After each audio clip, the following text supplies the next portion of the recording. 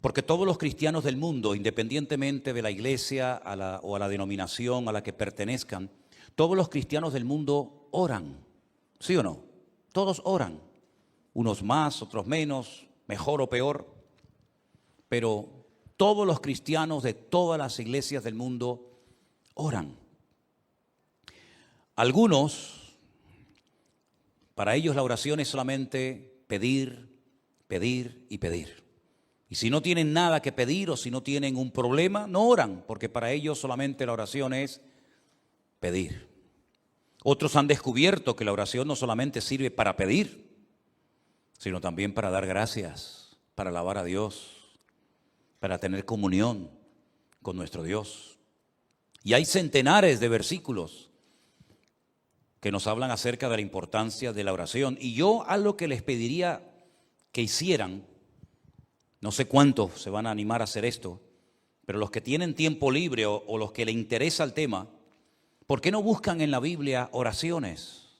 Oraciones de hombres, oraciones de mujeres, oraciones que se hicieron en momentos puntuales y que se obtuvo un resultado tremendo. Hay oraciones preciosas, preciosas. Por ejemplo, la oración de Daniel en Babilonia. Una oración espectacular. La oración, por ejemplo, que elevó el pueblo de Dios en momentos de urgencia nacional en los tiempos de la reina Esther. La oración que se elevó cuando Pedro estaba en la cárcel, ¿verdad? El día anterior habían matado a uno de los pastores de la iglesia, Santiago. La oración de Esdras, de Nehemías, oraciones realmente tremendas, de las cuales se puede aprender mucho también para orar cada vez con más efectividad. Y el Señor Jesucristo en el Sermón del Monte le dio una importancia tremenda a la oración, hasta el punto que Él nos enseñó una especie de oración modelo, que es el famoso Padre Nuestro, sobre la que podemos edificar nuestras oraciones personales, ¿verdad? ¿Qué decir de los salmos? Los salmos son muchas veces oraciones cantadas, o simplemente oraciones que se elevaban en momentos de angustia, de desesperación, de persecución, de terror, de enfermedad. Y hay un versículo que dice que la oración eficaz del justo puede mucho. Recuerden esa palabra, eficaz. Algunos citan el versículo, pero se olvidan de esta palabra, que es la clave. Porque el texto no dice que la oración del justo puede mucho. El texto dice, si lo queremos citar como dice la palabra, la oración eficaz del justo puede mucho. Luego nos da a entender la Escritura que hay oraciones que no salen del techo, oraciones que no son eficaces, porque no reúnen las condiciones, no tienen los ingredientes bíblicos para que sea una oración efectiva y poderosa y que obtenga resultados. Porque no solamente nos alegra saber que nuestro Dios, cuando oramos, nos escucha, nos oye, sino que además nuestro Dios también responde a la oración que hemos hecho. Y esta es la confianza que tenemos en Él, que si pedimos alguna cosa conforme a su voluntad, Él nos oye. Y si nos oye, sabemos que tenemos las peticiones que le hayamos hecho, ¿verdad? También dice la Biblia, y ustedes conocen esa palabra que dice, no reciben porque piden mal. Luego hay una forma de pedir, pero mal. Y entonces, como es una forma de pedir incorrecta, no recibe respuesta, no recibe resultados. Lo bueno de la oración es que se puede hacer en cualquier lugar, a cualquier hora y en cualquier postura. Por ejemplo, es curioso notar que cuando fue derramado el Espíritu Santo en el día de Pentecostés, Hechos capítulo 2, estaban orando juntos, sentados. Curioso, ¿verdad? Uno se imagina que estarían seguramente de rodillas o tal vez de pie. No, dice, estaban sentados. Luego vemos que se puede orar sentado. Y se puede orar de pie. Y se puede orar postrado en una cama. Y se puede orar en cualquier postura. Y Dios escucha la oración de la persona que lo hace.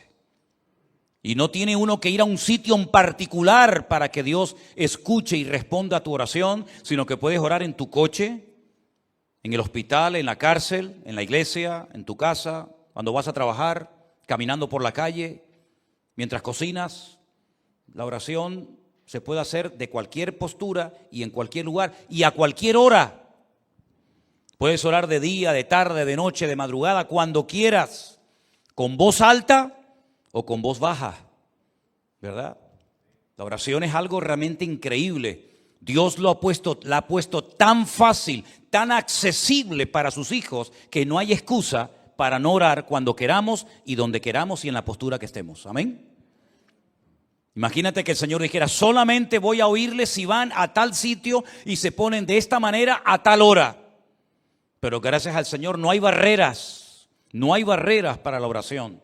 El Señor la ha puesto accesible para todos sus hijos cuando ellos quieran. Vamos a ver 3 ejemplos de oración en los cuales llevo pensando hace días y hoy me he decidido a compartir este mensaje. Vamos a ver una oración que se elevó en el Antiguo Testamento, en Primera de Reyes capítulo 18, por parte de un grupo grande de hombres que eran servidores de un ídolo llamado Baal.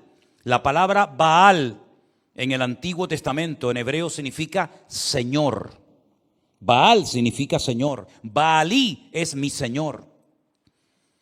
Es decir, que se le puede llamar a Dios Baal, no, porque la palabra para Señor, para nuestro Dios es Adonai, Adonai.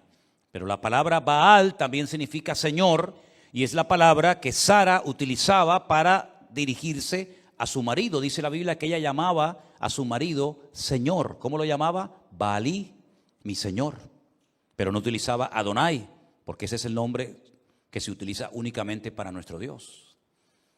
Y estos hombres oraban y hacían una serie de cosas que aparentemente eran muy llamativas, pero no eran oraciones eficaces. No obtuvieron resultado. Es más, hicieron el ridículo, pero ni aún así reconocieron que se estaban equivocando en su forma de orar y a quién dirigían sus oraciones. Primera de Reyes capítulo 18, encontramos a Elías en una cordillera montañosa al norte de Israel, cerca de la costa, llamada la cordillera o el Monte Carmelo, donde hoy en día hay un mirador muy bonito al cual me gusta llevar a los hermanos cuando van a visitar a Israel, porque desde una azotea hay una panorámica espectacular. Yo creo que es una de las visiones más hermosas del mundo. Es el Valle de Meguido, donde se va a llevar a cabo la famosa batalla de Armagedón. Y es una visión tremenda, porque desde esa azotea puedes explicar casi 3/4 partes de la Biblia. Allí dices, mira, allí se produjo la muerte de Saúl y de sus hijos por mano de los filisteos. En aquel monte fue la transfiguración del Señor Jesucristo cuando se apareció Moisés y Elías. Mira, ¿ves allí? Allí fue donde peleó Débora, Barak, Sísara en la batalla, ¿verdad? Mira, ¿ves aquello? Aquel es el famoso monte Hermón, allá a lo lejos, que menciona el Salmo 133. Y puedes explicar muchas cosas de la Biblia. Y por supuesto cosas que van a ocurrir en el libro del Apocalipsis, según se nos relata. Y en ese monte, Elías convocó a todo el liderazgo del culto falso a Baal. Y oraban de tal manera que sorprende mucho lo que ellos hacían. Vamos a leer a partir del versículo 26. Primera de Reyes 18, 26. Ellos tomaron el buey que les fue dado y lo prepararon. E invocaron el nombre de Baal desde la mañana hasta el mediodía, diciendo, Baal, respóndenos. Pero no había voz ni quien respondiese. Entre tanto, ellos andaban saltando cerca del altar que habían hecho. Todos conocemos la historia. Elías le dijo, orad, clamad, invocad a vuestro Dios. Y si vuestro Dios es el verdadero, que responda por fuego, que lo demuestre. Y después yo oraré a mi Dios. Y si Él responde por fuego, entonces mi Dios es el verdadero. Ellos creían, estaban sinceramente equivocados. Ellos creían que si invocaban, si gritaban a Baal, Baal respondería por fuego. Y de hecho lo hicieron. Ellos no dijeron, no vamos a jugar a esto, porque vamos a hacer el ridículo. Déjalo. No, ellos creían que Baal les respondería. No hay nada peor que una fe equivocada.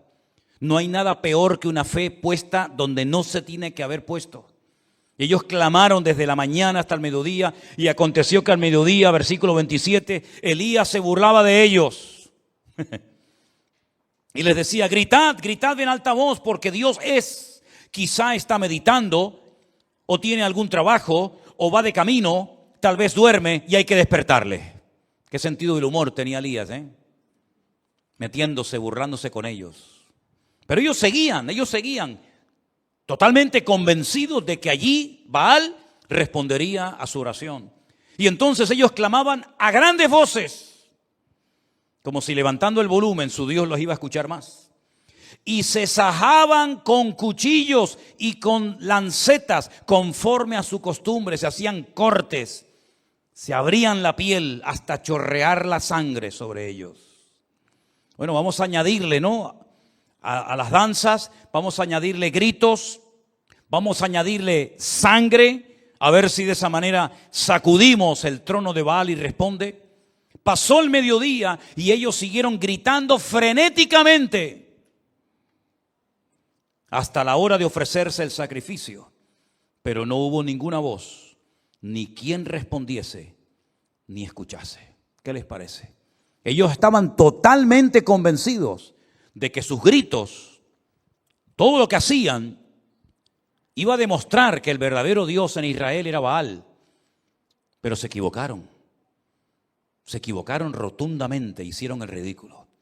Y ese día en aquella cordillera, cuando el Señor respondió a la breve oración, sencilla y corta oración de Elías, que se tarda muy poco en hacerla, Elías aprovechó la oportunidad, la ocasión, para demostrarle al pueblo de Israel que el verdadero Dios era el Dios de Abraham, de Isaac y de Jacob. Y los degolló, a todos los degolló en aquel monte. Tremendo, ¿verdad? Dios respondió a la oración de su pueblo. Tenemos una oración muy breve, más que una oración, es como casi una especie de acción de gracias. Y es la que encontramos en el Evangelio de Juan capítulo 11.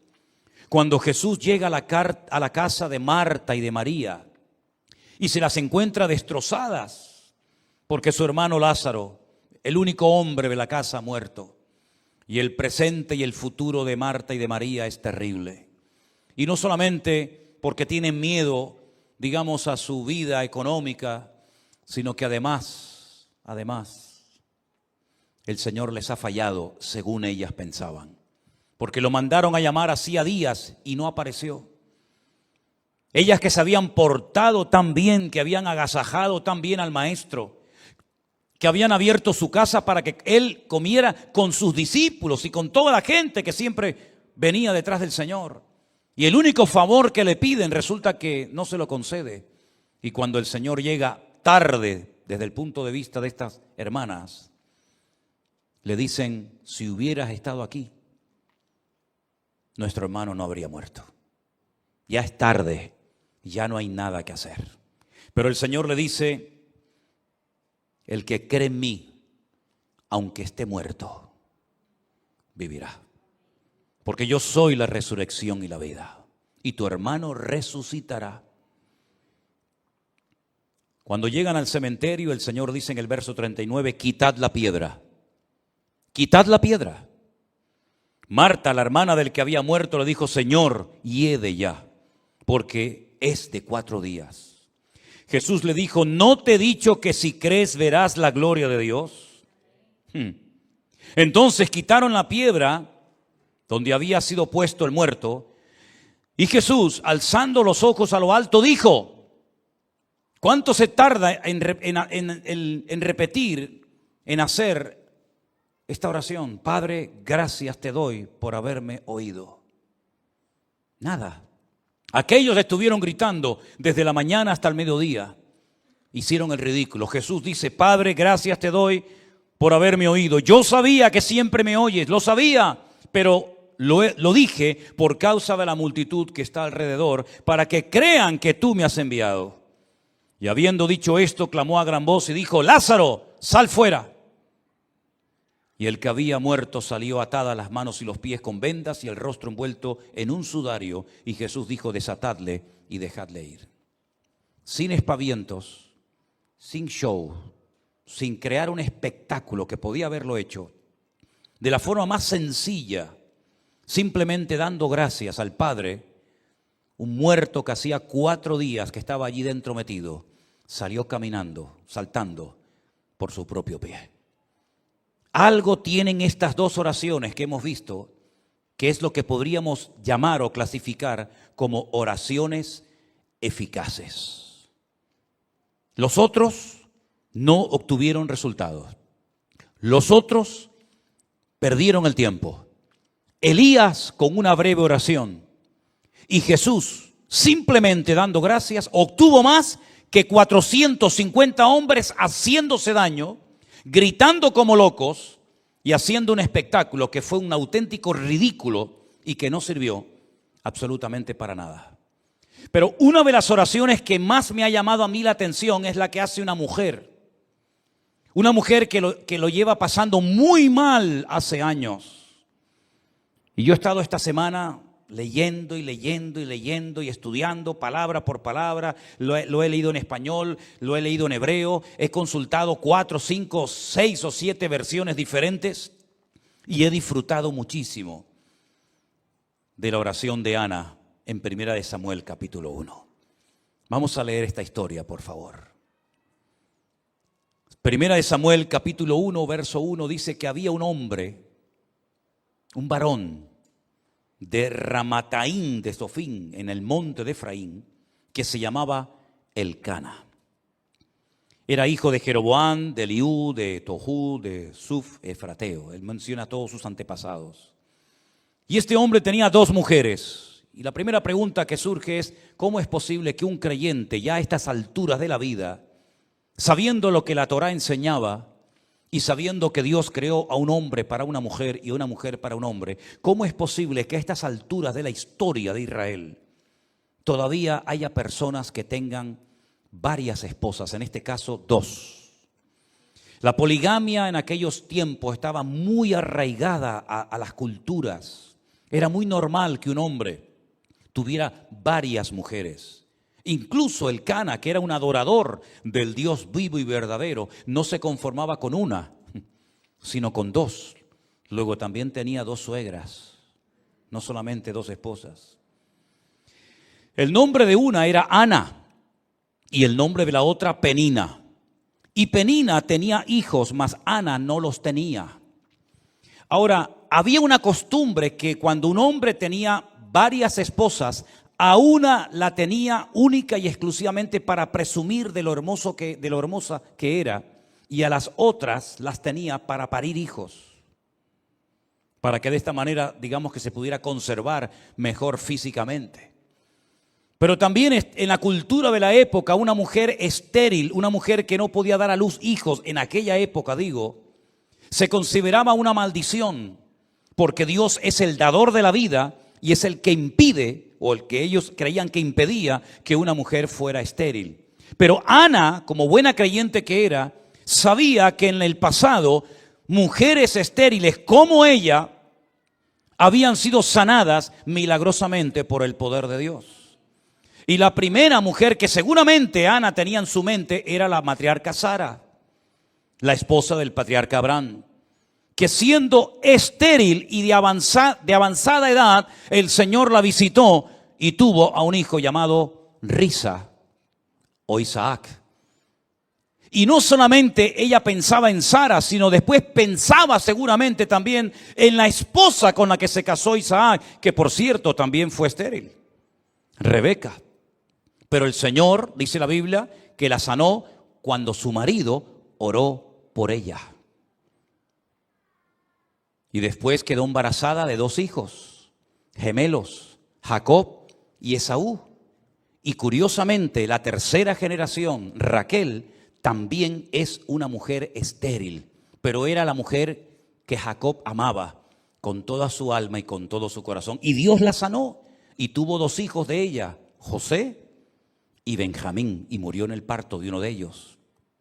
Así que ella sabía perfectamente que si Dios quería, la podía sanar, como sanó a estas 3 mujeres y como sanó a la madre de Sansón y probablemente a alguna otra mujer que ni siquiera menciona en la Biblia. Ahora, lo interesante de la historia es que todos los años, versículo 3, aquel varón, es decir, Elcana, subía de su ciudad para adorar y ofrecer sacrificios al Señor de los ejércitos en Shilo. En aquel tiempo el tabernáculo estaba en aquel lugar llamado Shilo, donde estuvo muchísimos años. Y allí había los hijos de Elí, que era el sacerdote de la época, hijos que se llamaban Ofni y Fines, o Pinjas, como se dice en hebreo, que eran sacerdotes de Dios. Cuando llegaba el día en el que Elcana ofrecía el sacrificio, le daba a Penina su mujer y a todos sus hijos y a todas sus hijas, a cada uno su parte. Pero a Ana, aunque Jehová no le había dado, a Ana le daba una parte escogida porque amaba a Ana, aunque el Señor no le había concebido tener hijos. Y su rival, Penina, escuchen, la irritaba, la enojaba y la entristecía, porque el Señor no le había concedido tener hijos. Todos los años la misma historia. Todos los años, cada vez que se trasladaban de su ciudad a Shilo para adorar al Señor y presentar los sacrificios correspondientes, porque todavía no existía el templo de Jerusalén, todos los años la misma historia. La otra se reía, enfadaba, se burlaba, pinchaba, irritaba a Ana. Todos los años la misma canción. ¿Cuántos años estuvo así? No lo sabemos. Pero dice que lo hacía cada año cuando subían a la casa de Dios, la irritaba así, por lo cual Ana lloraba y no comía. Alguien diría hoy en día que estaba en depresión. Todo el día llorando y sin ganas de comer, depresión seguro. Y ahora resulta que el cabeza del hogar, el responsable de la vida de ese hogar, su marido, Elcana, le hace varias preguntas a su esposa. La primera, ¿por qué lloras? ¿Por qué no comes? ¿Y por qué está afligido tu corazón? No se entera de nada. ¿Tú no sabes por qué llora tu mujer? ¿Tú no sabes por qué está sin ganas de comer? ¿Tú no sabes por qué lo pasa mal? Como si fuera algo imposible de conocer, si es un secreto a voces. Tu mujer lo está pasando mal y tú no haces nada para ayudarla. Tú no oras por ella. Dice la Biblia que Isaac oró por su mujer y Dios la sanó. Pero Elcana tiene un problemón en la familia, en el hogar, y no sabe cómo resolverlo. Y no hay nada peor que un hombre en una casa ciego y sordo espiritualmente hablando, que no sabe cómo resolver los problemas espirituales de su hogar, que no sabe cómo actuar como un hijo de Dios, y que lo único que sabe es ¿por qué? ¿Qué te pasa? ¿Por qué estás todo el día llorando? ¿Por qué no quieres comer? Dice, ¿por qué está afligido tu corazón? ¿No soy yo mejor que 10 hijos? Pues no, sinceramente no. Tú no eres mejor que 10 hijos. Todos los años la misma situación. Una mujer creyente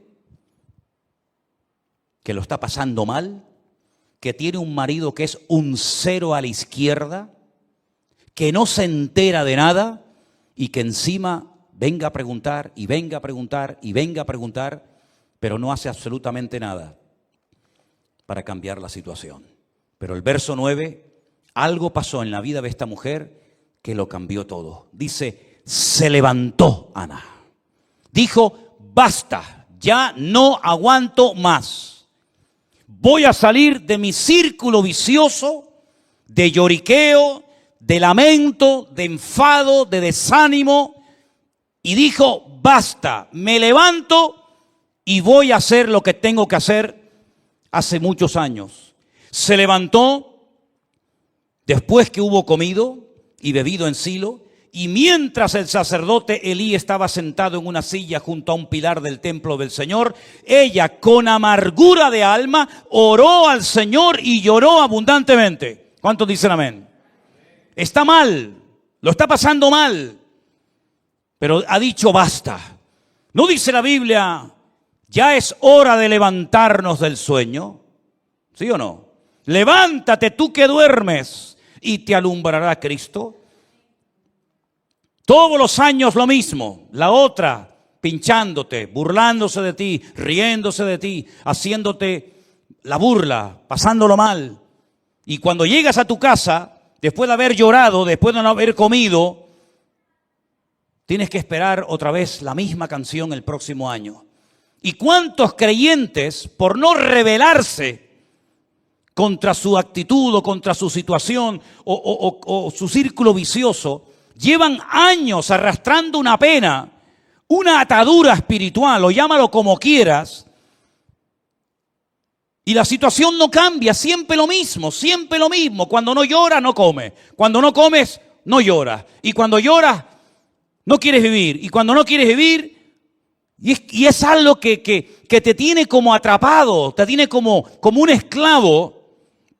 Reconoces tu necesidad, eres una persona creyente, lees la palabra de Dios, vienes a la iglesia, pero siempre estás con lo mismo. Y Ana dice que se levantó, y ese se levantó indica basta ya, estoy harta de esto. No voy a seguir toda la vida llorando y lamentándome porque no he sacado nada y se me está yendo la vida. Y lo que yo quiero es que Dios tenga misericordia de mí y me ayude, porque con mi marido no se puede contar para nada. Y con el sacerdote Elí, menos todavía. Aquí el único que me puede ayudar y levantarme y cambiar la vida es mi Dios. Y a Él voy a clamar, y a Él voy a orar, y voy a deshogarme delante del Señor. Y si Dios no me responde, pues por lo menos lo intenté. La historia sigue diciéndonos que hizo un voto. Hizo un voto, una promesa.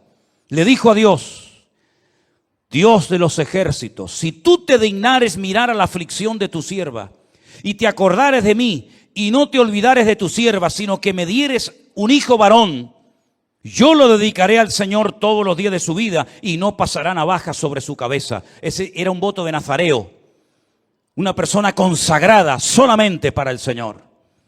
Mientras ella oraba largamente delante del Señor, Elí la estaba observando y veía que se le movía la boca.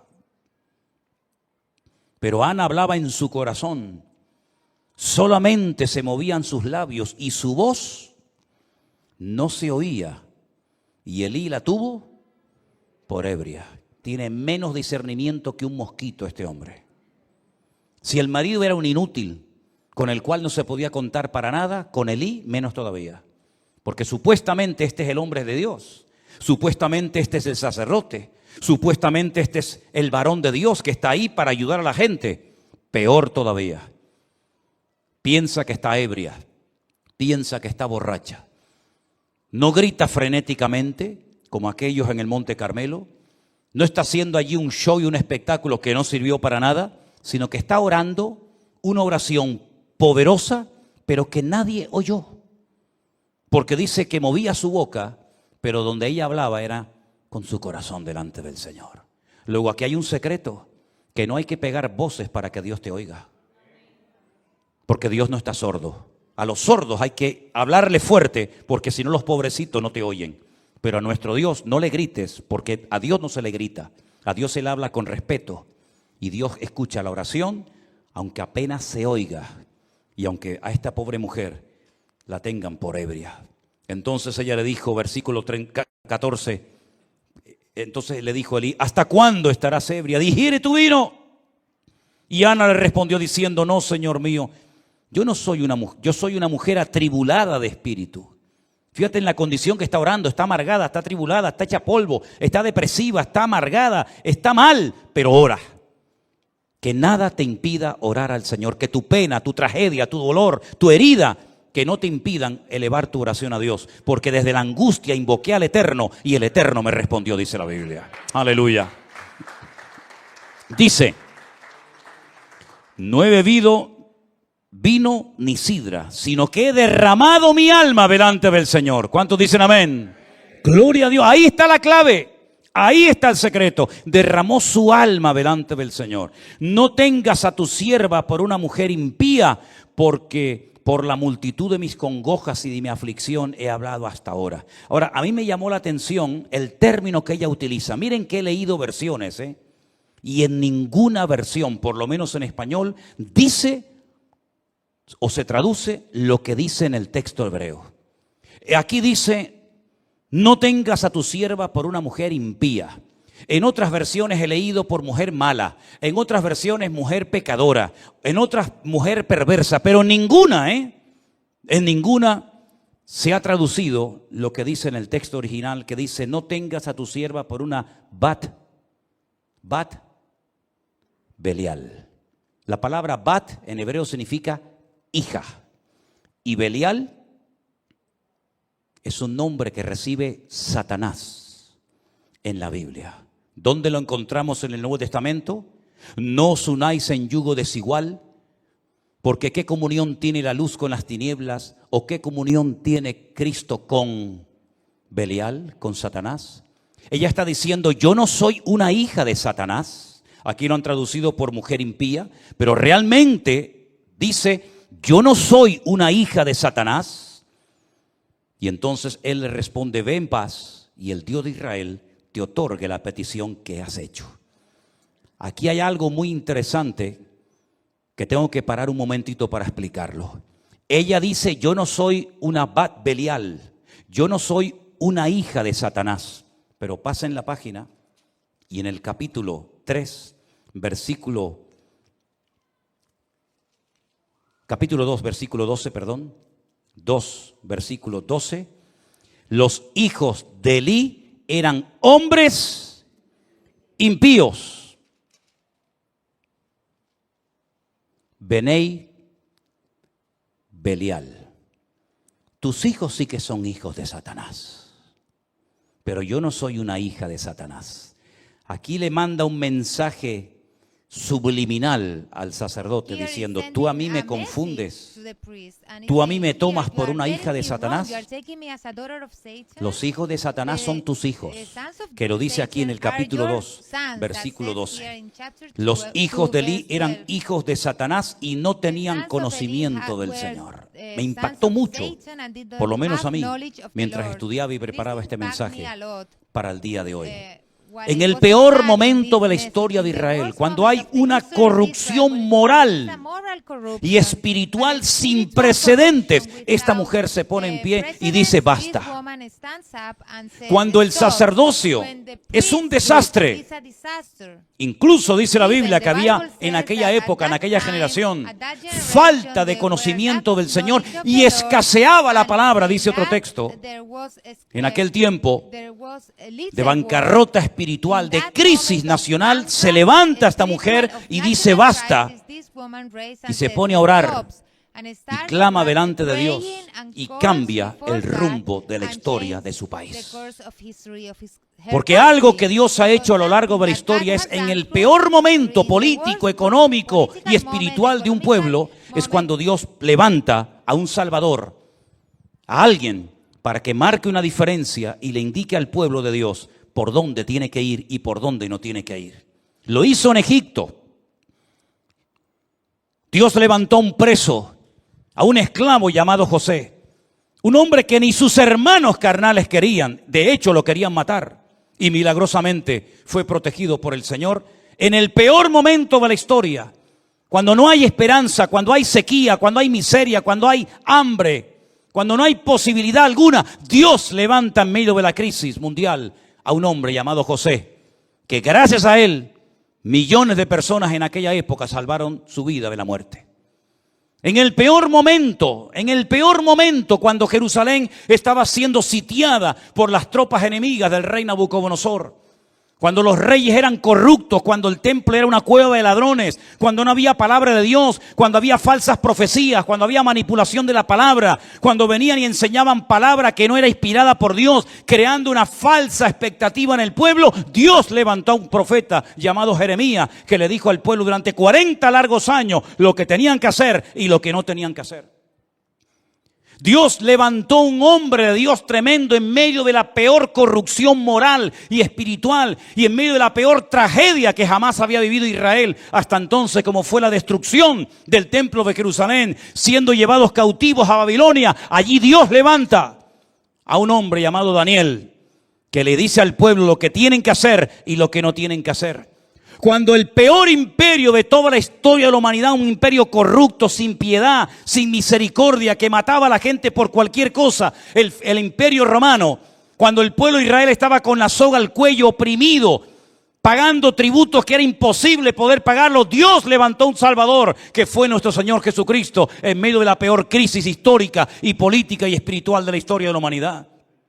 Y por eso el anticristo, imitando lo que Dios ha hecho, en el peor momento de la historia de las naciones, cuando todo esté destrozado, sin esperanza, sin solución, cuando el dinero no valga nada, cuando una barra de pan costará el sueldo de todo un día de trabajo, es cuando se levantará el famoso anticristo para ofrecerle al mundo paz y seguridad.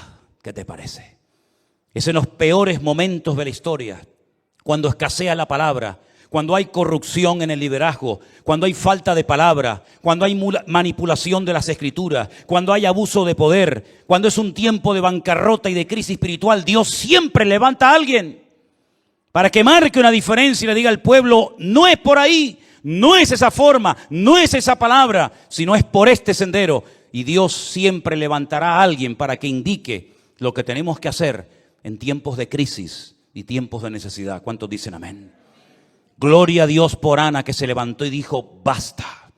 Porque si ese año, con sus llantos, con sus lamentos, con su irritación, con su enfado, con su depresión, si hubiera vuelto otra vez a Ramataín, donde vivía Elcana y la otra, hubiera sido siempre lo mismo, y la historia se hubiera perdido al hombre que marcó una diferencia en la historia de Israel como, yo creo, como ningún otro. Porque es verdad que Samuel no hizo los grandes milagros de aquellos profetas como Elías y Eliseo. Nunca hizo flotar hachas que se habían hundido en el río y las hacía flotar como si fueran corcho. Nunca resucitó muertos ni limpió leprosos, como por ejemplo en el río Jordán fue sanado de la lepra de Naamán. Nunca hizo milagros espectaculares, pero Samuel entendió el corazón de Dios como nadie. Fue ese eslabón entre los jueces que ya no servían y entre esa futura monarquía que iba a llevar al país a una profunda depresión y a una crisis sin precedentes. Fue un hombre que marcó una diferencia y que siempre tuvo palabra de Dios específica para los hombres que querían agradar al Señor en aquella época. Fue el que preparó a muchos profetas que luego ayudaron a los reyes, ¿verdad?, como consejeros en el palacio, aquella escuela de profetas que estaba, por ejemplo, en Jericó. La historia se hubiera perdido a un gran varón de Dios si aquella mujer no hubiera dicho, basta, basta del llanto, basta de lamento, basta, no dependas de ningún hombre, no dependas de nada ni de nadie, depende solamente de Dios, hermano y hermana. Mientras dependas de alguien, eres esclavo de ese alguien. Pablo dijo, o mejor dicho, el Señor dijo a través de la pluma de Pablo, cuando alguien es vencido por alguien, se hace esclavo de ese alguien. Y no te olvides nunca que el que paga, manda. Y a nosotros quien nos paga y quien nos sustenta, es el Señor es mi pastor y nada me faltará. Le dije a los pastores en Milán, si ustedes tienen miedo a hablar claramente la palabra de Dios en vuestros púlpitos, por miedo a que se marche la gente y perdáis vuestro sueldo, vosotros no servís para estar en el ministerio. A este nivel de mensaje les estuve predicando a los pastores el otro día. No sé si alguna vez me volverán a invitar, pero me da exactamente igual. Mientras dependamos de algo o de alguien, cuando ese algo o alguien nos falle, nuestra vida será un desastre. ¿Cuántos años dependió Ana de Elcana? Le solucionó los problemas reales Elcana a su mujer Ana. Lo único que le daba era, bueno, de vez en cuando le tiraba un hueso, ¿no? Dice que de vez en cuando le daba una parte escogida. Toma, Ana, para que te conformes un poquito ahí de comida. Pero el problema real nunca supo solucionarlo, porque un hombre que no es de Dios no puede ser tu guía y tu sustentador y la persona que te cubra espiritualmente hablando. Elcana era un religioso que iba todos los años a Shilo a adorar a Dios, pero nunca supo solucionar el problema que tenía en su casa, que era una mujer deprimida. ¿Y por qué no supo solucionarlo? Porque las personas que no tienen una íntima comunión con Dios son ciegos, son torpes y no saben cómo resolver algo porque no tienen las herramientas espirituales para poder solucionarlo. Ella dijo, yo no voy a depender de mi marido, yo no voy a depender del sacerdote Elí, ni de sus hijos que son un desastre. Yo voy a clamar a mi Dios. Y clamó de una forma tan diferente, clamó de una forma tan profunda que no tenía fuerzas ni para abrir la boca. Pero el Señor oyó su clamor y al año siguiente Ana tuvo a un gran gigante de la fe llamado Shemuel, que significa aquel que oye o que fue oído por nuestro Dios. ¿Cuántos dicen amén? No sé cuál es tu necesidad, no sé cómo es la situación espiritual de tu hogar, pero lo que sí sé que el Dios que oyó el clamor de Ana es nuestro Dios. Y cuando estés en crisis, cuando estés en necesidad y en angustia, hagamos lo que nos dijo el Señor Jesucristo. Entra en tu aposento, cierra la puerta y tu Padre que te ve en lo secreto te recompensará en público. Eso fue lo que hizo Ana. El marido hacía todo para que la gente lo viera. El cordero, la cabra, el buey, el sacrificio, siempre era todo a la vista de los demás. Pero esta mujer descubrió el secreto de estar en intimidad con Dios, en la privacidad con Dios. Nadie oyó su oración. Es más, aquel que tenía que apoyarla espiritualmente hablando, la tuvo por ebria. Y le tiene que dar una explicación ella al sacerdote, en vez del sacerdote ministrarle a ella. Pero es que así era aquella época. Falta de conocimiento. Un niño, el de ella, Samuel de pequeño, oía mejor la voz de Dios que el mismo sacerdote, que estaba ya tan cansado y estaba tan desgastado por fuera y por dentro, que ya estaba sordo a la voz de Dios. Estamos viviendo en una época de crisis moral, espiritual, de abusos o de abuso de poder. Pero queridos hermanos, en medio de esta tormenta en la cual estamos viviendo, Dios quiere levantar a su iglesia. Dios quiere levantar a su pueblo para que este mundo sepa que hay esperanza cuando clamamos con toda nuestra alma y con todo nuestro corazón a nuestro Dios. Si ustedes observan y analizan la historia de la iglesia en su conjunto, en las últimas décadas, los últimos 30 o 40 años, prácticamente hoy en día, de aquellos grandes evangelistas, de aquellos grandes y famosas estrellas del evangelio, no queda en pie ni uno. Y es que estamos viviendo en una época en la que Dios a quien quiere levantar es a su iglesia. Y que su iglesia a su vez levante su nombre ante la presencia del Señor. Ese es el objetivo que tiene que tener el Señor con nosotros. Encontrar Anas, encontrar hombres y mujeres que sepan clamar. Y ya les he dicho que para clamar a Dios no hace falta hacer show, ni espectáculo, ni levantar la voz a grito como si Dios fuera sordo, sino simplemente, como dice aquí, estoy derramando mi alma delante del Señor, estoy desahogándome en la presencia de mi Dios. Y aunque tú no me entiendas, aunque mi marido no me haga caso, aunque tú te rías de mí, aunque creas que estoy borracha, aunque la otra se meta conmigo, me da igual. Ella salió de su círculo vicioso y puso su mirada única y exclusivamente en Dios. Y dice la Biblia: si habéis resucitado con Cristo, poned la mira en las cosas de arriba, no en las de la tierra, porque allí es donde está la respuesta a todas nuestras necesidades y peticiones en el nombre del Señor. ¿Cuántos dicen amén? Cierra tus ojos en esta noche ahí donde estás, mi querido hermano. Es tiempo de levantarnos y actuar. Es tiempo de rebelarnos en contra de toda opresión diabólica. Es tiempo de cambios. Es tiempo de que la iglesia se levante como el gigante de Dios en la tierra y haga retroceder a las mentiras que el diablo ha esparcido por las naciones de la tierra. Es tiempo de que le permitamos al Señor a través de nuestras oraciones resolver los problemas y las dificultades del mundo. Porque la iglesia ha sido llamada para ser sal y para ser luz. Y cuando la sal se desvanece y cuando la luz se apaga, el mundo va a la deriva, al caos, a la anarquía total y absoluta.